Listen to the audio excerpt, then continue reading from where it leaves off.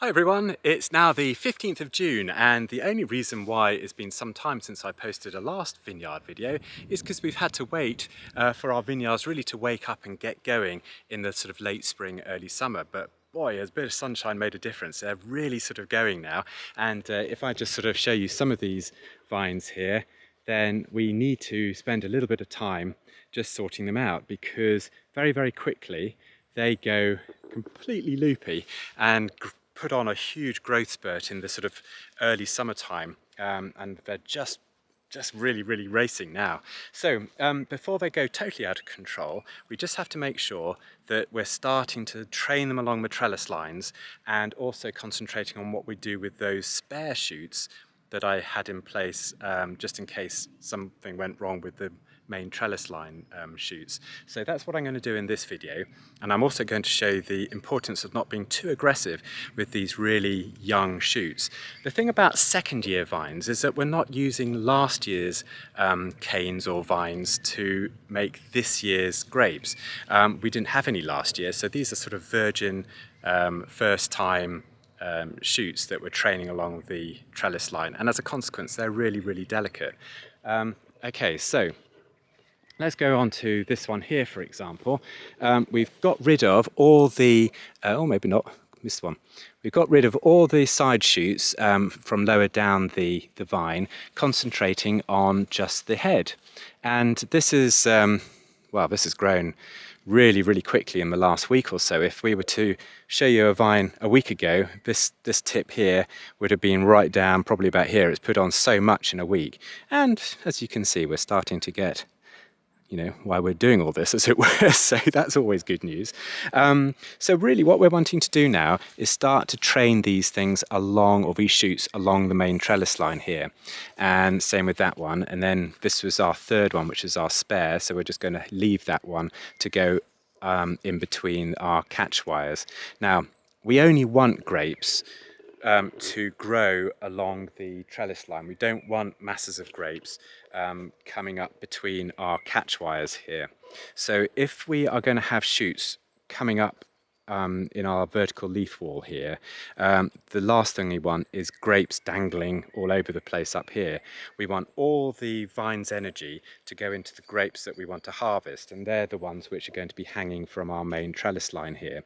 So if we've decided that this one here, for example, is going to be a shoot that's going to form, part of our leaf wall, we don't want these to develop into grapes. We need to sort of snip those off. But before we do that, we're going to train these along the trellis line, and I'll show you why you don't want to do anything to the spare just yet, is because, as I say, these are incredibly delicate at this age. In fact, I'm a bit nervous about doing it because you see the joint just there where the this year's growth joins onto last year's growth. That junction there is very weak, and so this is one of the reasons why you want to choose shoots that start a little bit down from the trellis line here, probably about 4 inches or 6 inches or so down, so that you can have a nice curve along the trellis line here. So you want a sort of a gentle curve. So once we've successfully bent our vine or our shoot over onto the main trellis line, we want to hold it in position using one of these paper ties, and we can do that by very simply, if I do this with one hand, I'm not sure, just putting it over like that and twisting it, giving it one twist. That will hold that in place nicely now, and the vine will continue to grow along the trellis line. But we've got to be careful. We don't want it to grow on forever and ever, as it were. We're going to count the number of shoots or parts that will eventually give us grapes. And once we get to about 8 bunches developing on one line, that's when we want to nip off the growing head there. It won't grow anymore, it will just thicken up, and then grapes will hopefully develop from that shoot. We already are on this one, look, that's nice.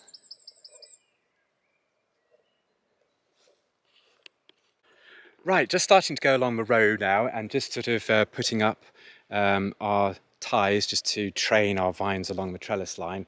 Some are easier than others, to be honest. This is the third one, which we'll keep on our leaf wall here. Now, I come across one which I thought I'd just show you. That one I'm just going to leave for a little while. This one here, now on the face of it, it looks perfectly normal. I bent that one along perfectly okay. This one here, I just get a sense that I'm going to snap it here or somewhere down here. So if you get a sense that you might snap it if you bend it any further, then what I do is I bend it as far as I'm comfortable with. I'm going to put a tie. I'm going to put a tie roughly about there just to give it a bit of support.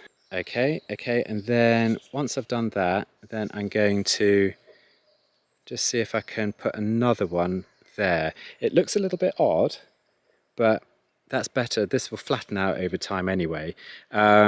So you don't feel like you have to sort of bend the whole thing over really neatly, but I'm just going to put a tie there, and then as this develops, I'll loop this around a bit more. So I'm sort of coming up and down, as it were, but that's absolutely fine. We'll see how that one goes. But the worst thing you can do, especially if you don't have any spare shoots, is to snap it off down there, and then really you've only got one until next year, or if you're lucky, another shoot might develop. Right, just to demonstrate how delicate these vines are, or certainly the shoots, you can see here this is this year's shoot going on to last year's growth, and this one's a little bit too low down and we have got a third spare as well, so this one's a little bit sort of surplus to requirement. You can see the little grapes growing there, which is nice, but if I was to bend this one over too much,